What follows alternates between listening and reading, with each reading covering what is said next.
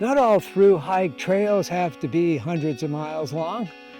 Our next destination, the Trans-Catalina Trail, or TCT, is constrained in its distance, that is about 38.5 miles, because it goes from one end of an island to the other. But that's the only limit here. We've got coming up beach camping, potential buffalo viewing, and lunches at some pretty decent restaurants. Oh yeah, this is thru-hike backpacking at its best.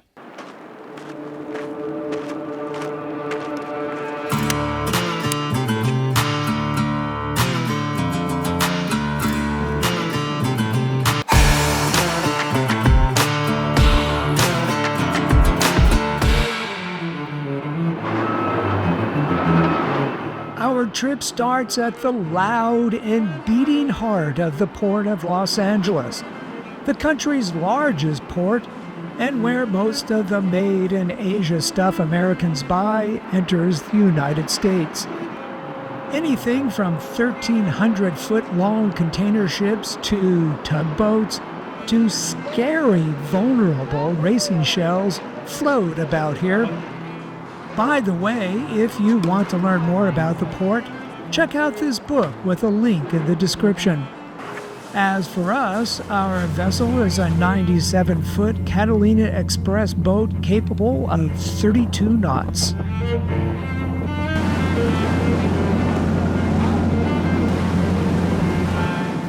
The trip from San Pedro to Two Harbors, where we start our hike, will take about 2 hours, give or take, with a stopover in Avalon. Be prepared for a noisy excursion. After more than an hour, we sail into Avalon's harbor, with its Catalina Casino probably the most recognizable landmark. Word of advice, don't get off here. There's still the half-hour ride to Two Harbors.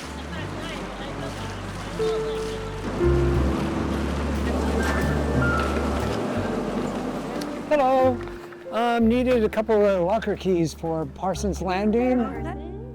After arriving there, the first stop is the Catalina Island Company office at the dock to confirm our campground reservations. One could leap off the boat and immediately start hiking. But come on, that's not how it's done on the TCT. First, my friends Reed and Donna, who's on her first backpacking trip, and my wife Gloria, have to get lunch. So we're eating at the West End Galley, an informal sort of place that combines fast food ordering with a beachside vibe. There's also 2 restaurants here and a general store. I imagine they're all used to people with backpacks.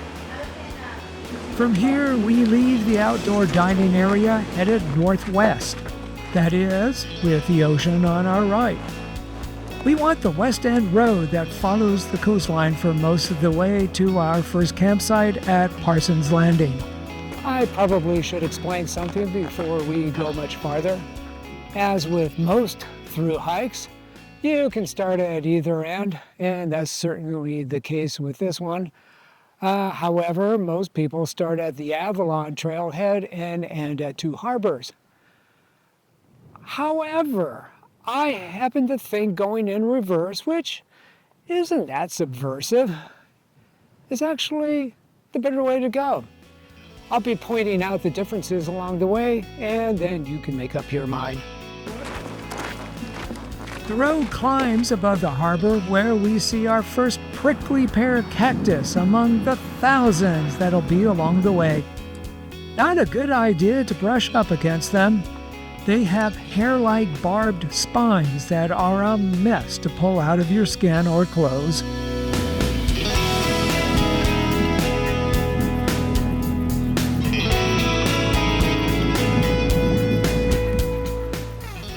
The first landmark is 4th of July Cove and its adjacent yacht club.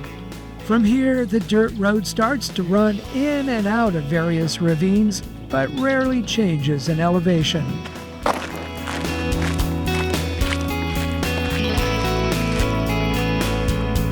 Next landmark is Cherry Cove, a private beach with facilities for the Catalina Island Marine Institute and its youth camp. Now, at the risk of sounding overconfident, this first day is really easy. That is, we start with a pleasant boat ride, have lunch at a restaurant, and stroll along this nearly flat coastal road for about 8 miles. It makes the TCT look like a cakewalk. Well, I'm here to tell you, don't get used to it. The next 3 days are nothing like this. Now, I have to note that those who start from the Avalon side have a monster climb right out of the gate. So going from this direction, well, hey, you have a little warm-up without all the sweat. After nearly 3 miles, we come to Lion Head and a pit toilet. There's also a 1-mile-long trail that goes uphill to Helen's Water Tank Road.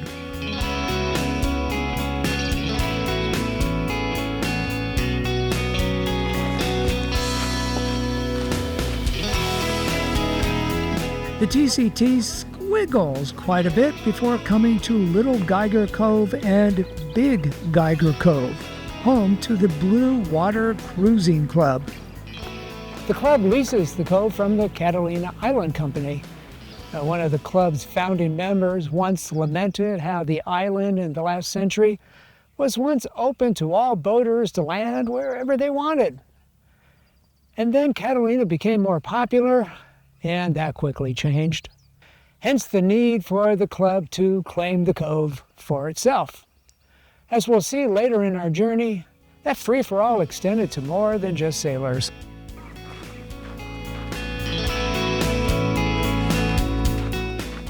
We next take a wide swing inland to bypass Howling's Landing, a summer camp for 1st through 10th graders.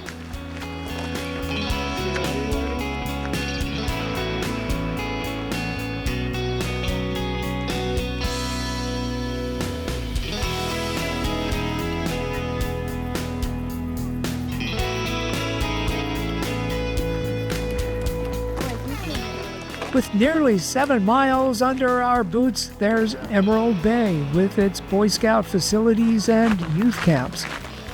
This place has been around for 100 years, and it's hard to find a former Boy Scout in Southern California who hasn't been here at least once. As a quick aside, one could cut the distance to Parson's Landing in half by kayaking. Perhaps a thought for next time. The TCT goes from the bay in a northwest direction away from the coast in its final 1-mile segment to camp. Either loosen it. Well, it actually looks too high on your back right now. So I have to make it lower. I can make it loosen. Yeah. Loosen that. There, now. Soon after passing through this gate, watch for a trail junction where we leave the road to the right. The single track climbs for a few minutes, a change in muscle use that my legs are not happy about after all the level walking.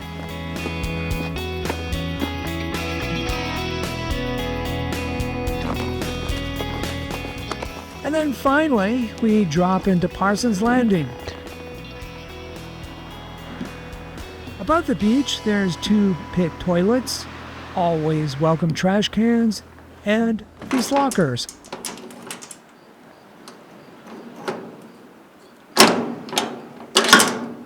Now inside this locker are 2 gallons of water and firewood. That is, if you ordered it ahead of time. Now you're going to need the water because there is no water around here. And as for the firewood, well, camping on the beach without a fire is close to heresy. At each of the 8 campsites are animal-proof bins. You might find inside leftovers from previous campers, but don't count on it.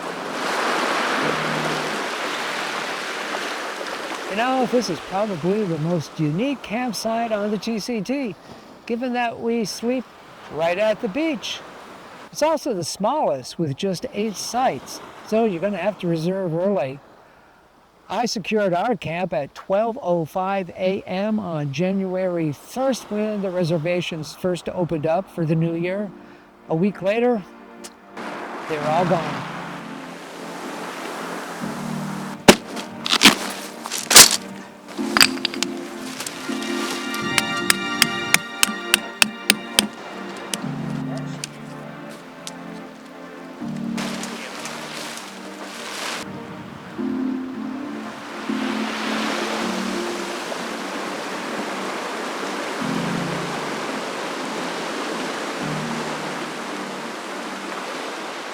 We arrived in camp around 4 o'clock. Plenty of time to set up, hang out on the beach, and watch the pelicans dive bomb for fish.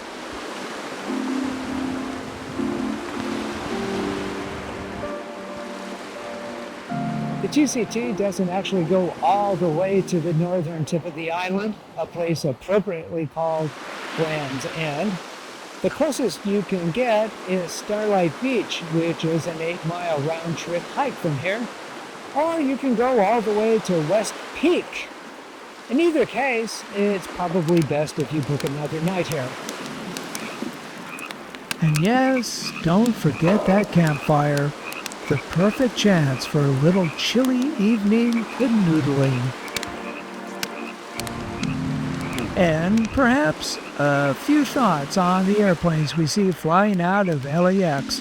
But, I mean if they go higher in elevation. Yeah, but it doesn't have to be going higher. Just because of the parallax, we're looking up at it at an angle, so it feels like it's getting higher, but it's just coming closer. But that's what airplanes do, though, when they take off. But that's not. They don't go that slow. Or we can just let the flames hypnotize us into sleep.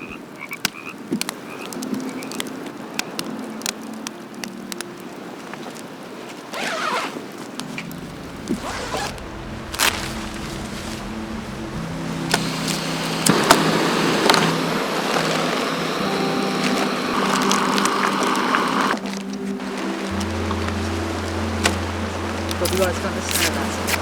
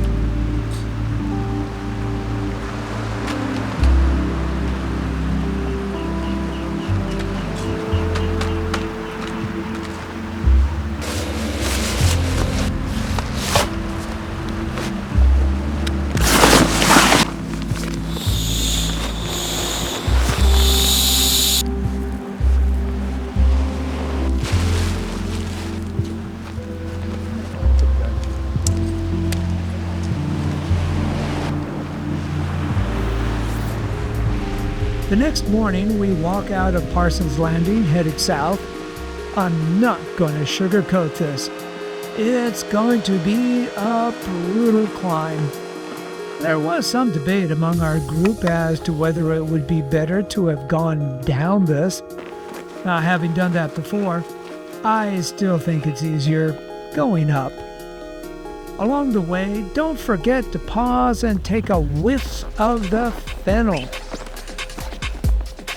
That smells good.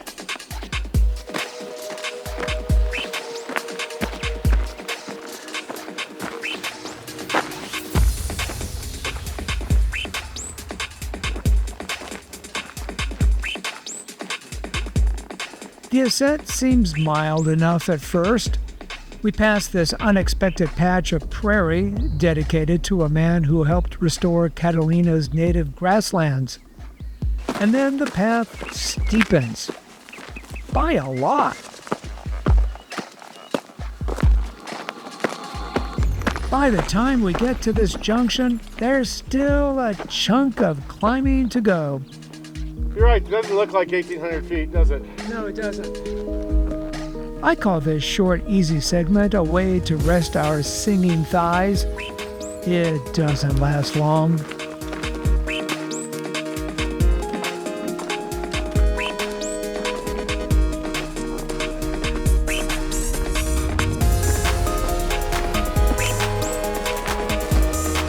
Woo!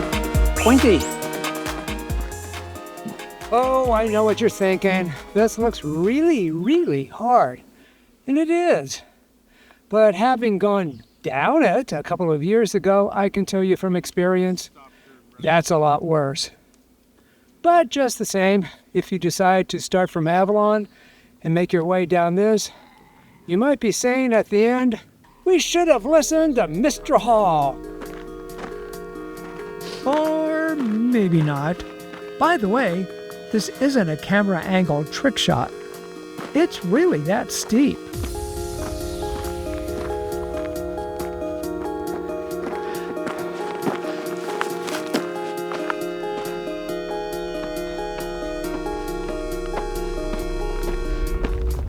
See those grooves on the side of the road? That's where people going down have slid on their butts. I kid you not.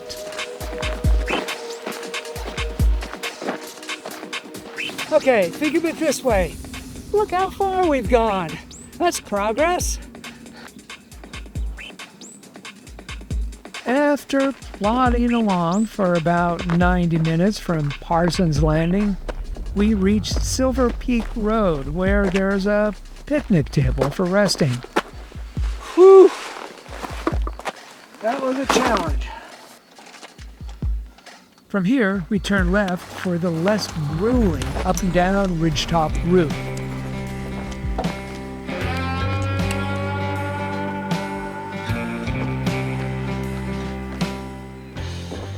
Having gone up this road previously, I can confidently say I much prefer going down it.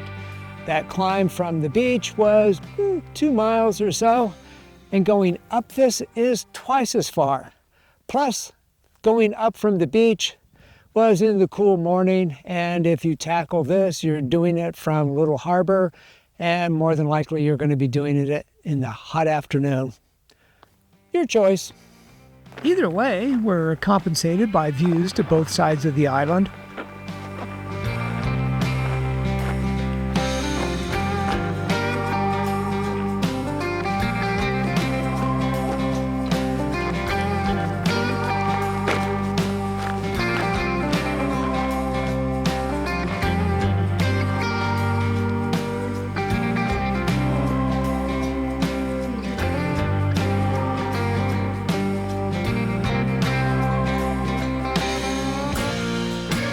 The roller coaster terrain eventually turns strictly to downhill, and we drop to Catalina Harbor, east of 2 harbors.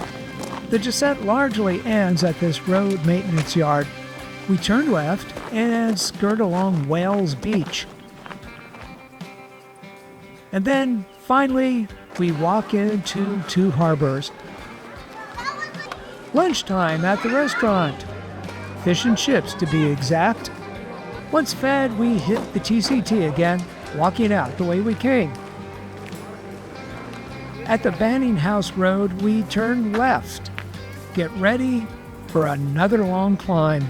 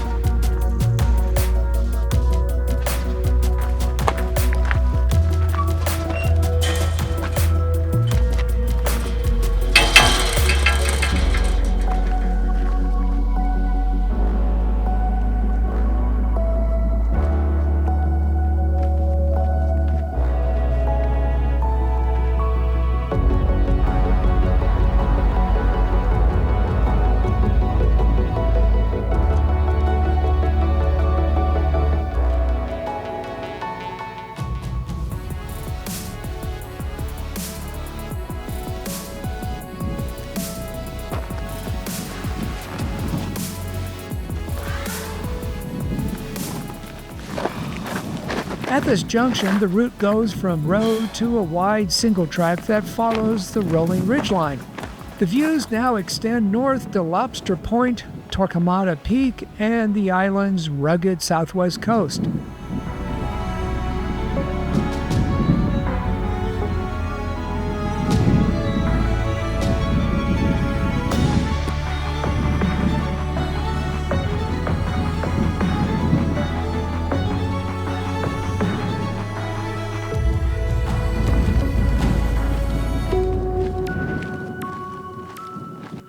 At times, depending on the weather, the route starts to feel more and more primeval and wild.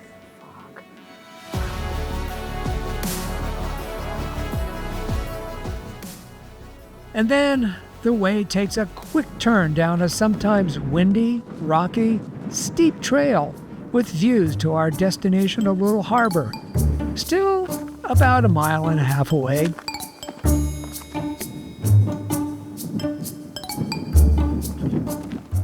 My suggestion is to concentrate on your walking and only take in the views by stopping. You really don't want to trip over a rock here.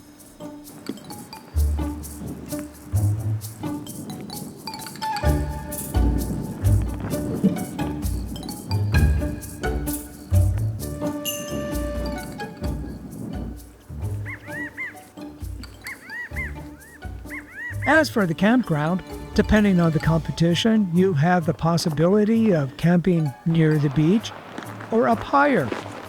We chose an elevated campsite, number 17 to be exact, which isn't that far from the beach and had more a feeling of seclusion. By the way, we also ordered firewood for this night, which was delivered right to the fire pit.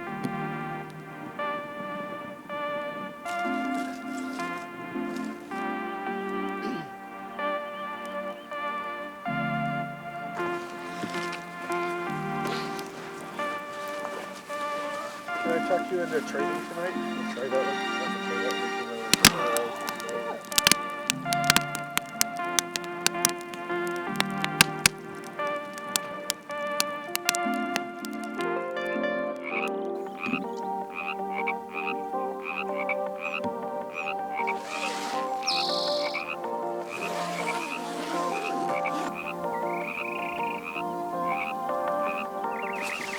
The next morning, I get up at sunrise for a few solo moments at the little harbor beach.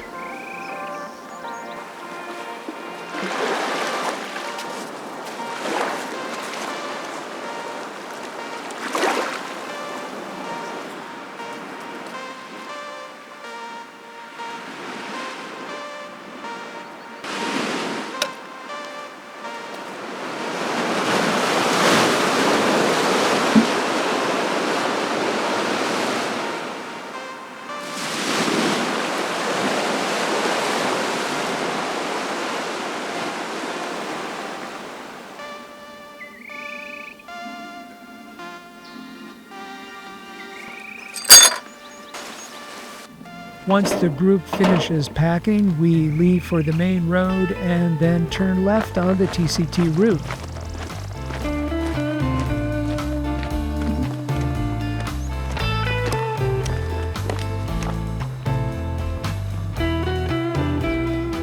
We climb for a bit on the Big Springs Ridge Trail and then level out for a few minutes with the ridge we're about to scale directly ahead.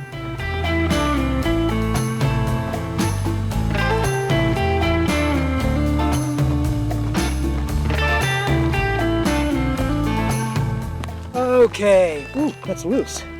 Mile 17. We're more than halfway to Avalon.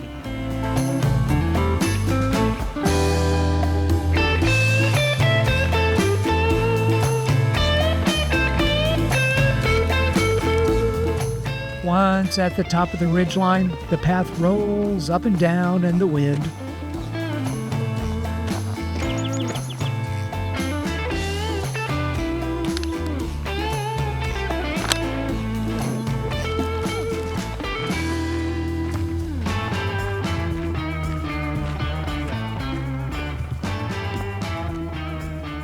Have I got a giant story for you?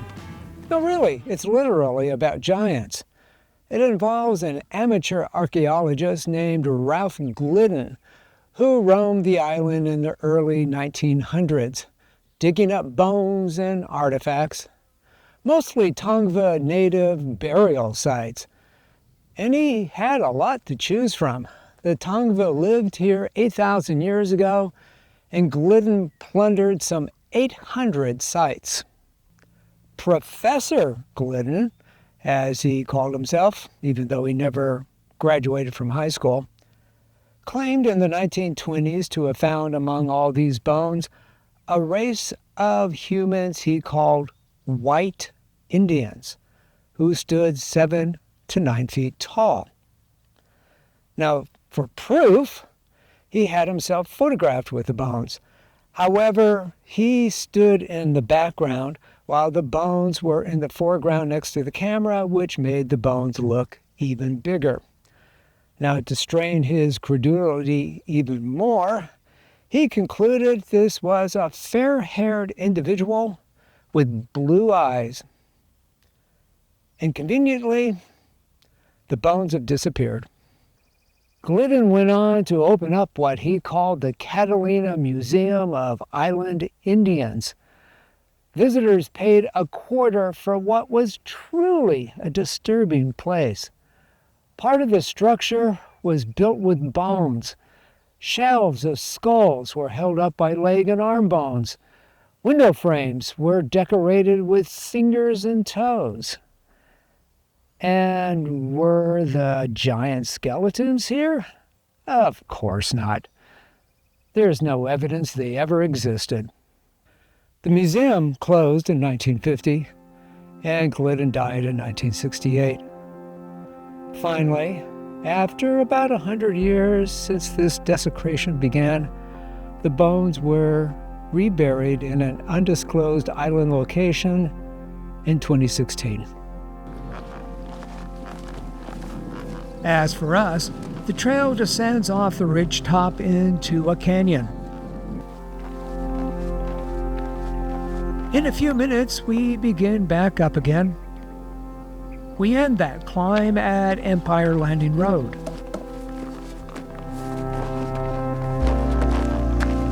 Reed and Donna are visible but far behind us. That's not good. And then we learn why. Donna's knees are so sore she can't go on. And luckily, they're able to thumb a ride. We're going all the way to Avalon. Okay. All right, see you tomorrow at the restaurant at 3. Okay, Or the phone. perfect. Gloria and I are now on our own for the rest of the trip. That includes taking the road to this trail that passes 2 watering holes known as the Buffalo Springs Reservoir. Well, so far into our trip, no bison. The trail starts uphill again, this time pushing toward the airport in the sky. That's what they call it, where we take a short detour to the airstrip and its restaurant.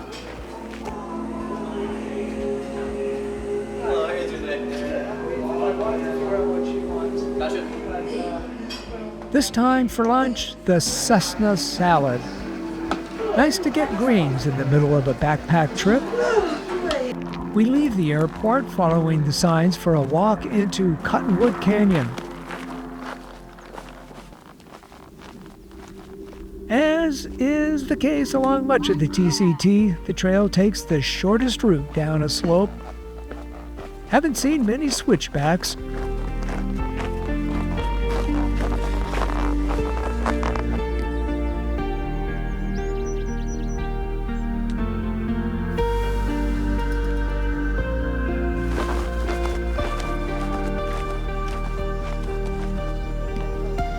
The bottom of the canyon is shaded by oaks and makes for a nice, though brief respite before shooting back up again.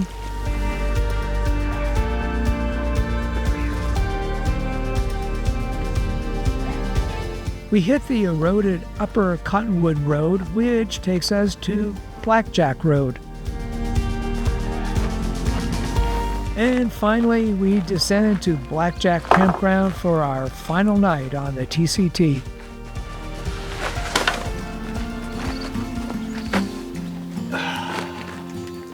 We did it!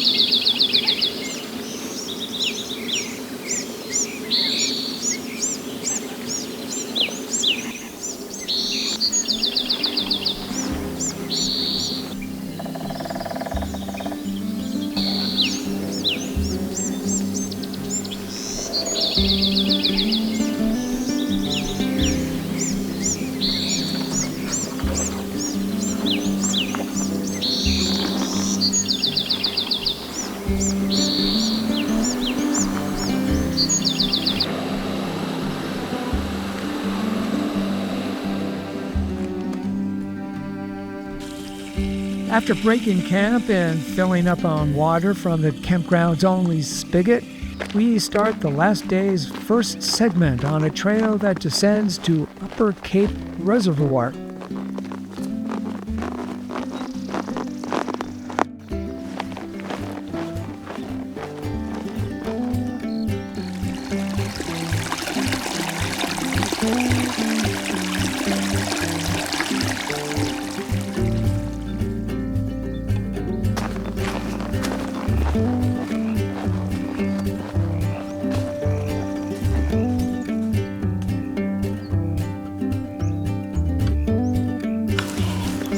Feet got wet, both of them.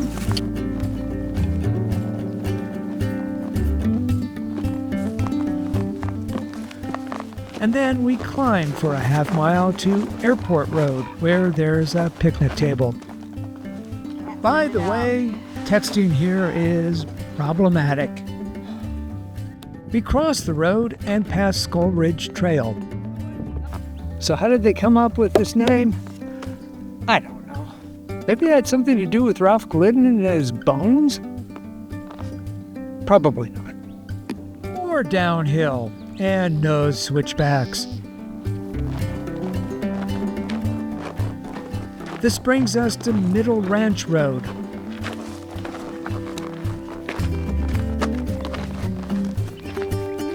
More uphill. I suspect most people who come to Catalina, don't see the buffalo. After all, the tourists primarily stay in Avalon, and buffalo have an aversion to gift shops. So, lucky you. For the price of hiking a few miles, you have the opportunity to see a herd, or maybe just some of the estimated 150 bison that roam the island's interior. I'm sure I'm stating the obvious here, but bison are not native to the island life. In 1923, a production company shipped 14 of the beasts here as extras for a movie appropriately called Thundering Herd. Although there is some disagreement about that, some people say it was a movie that starred Zane Grey. Anyway, after the movie was finished, the producers gifted, that's what they called it, the bison to the island. I'm sure it was a lot easier than rounding up the herd and taking them back to Montana or wherever. At any rate, the buffalo are doing okay. According to a study commissioned by the Catalina Conservancy, the animals are undernourished, primarily due to periodic drought and competition from other non-native species. That makes them smaller than their mainland relatives. But the report concluded that's okay because they're less detrimental to the native vegetation here. Also, the herd is being kept down to 150 through human-administered contraception. I'm not sure I want to know how that's done. Oh, one other thing. The recommended distance from the buffalo is 150 feet. However, on a previous TCT trip, about a dozen buffalo tramped through Blackjack Campground, making it a little difficult to keep our distance. Soon, after we cross the road and start downhill again, we come to this water fountain. Yeah, now how civilized is that?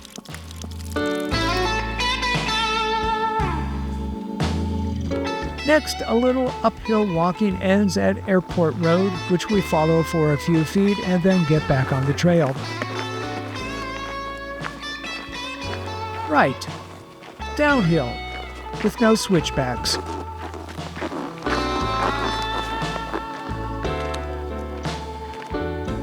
The descent ends at Hay Press Reservoir, where we pass this playground with another water fountain.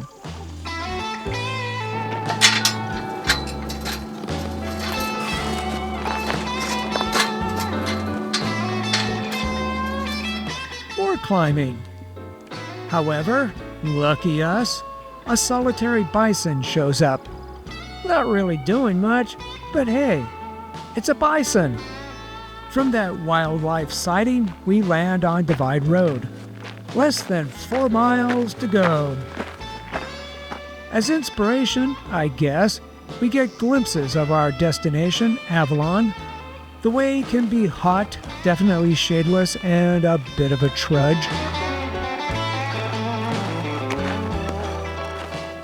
At this junction with Hermit Gulch Trail, we turn left and tiredly head downhill.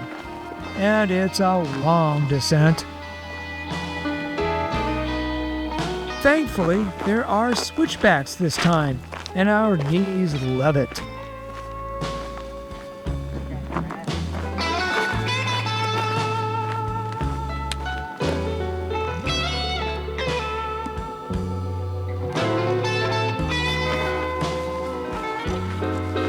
We finally come to Hermit Gulch Campground. The picnic tables here are for paying customers, but I needed the rest. Send me a bill. The last segment takes us down Avalon Canyon Road for a longish mile and a half into downtown Avalon. From here, it's a 75-minute boat ride back to the mainland.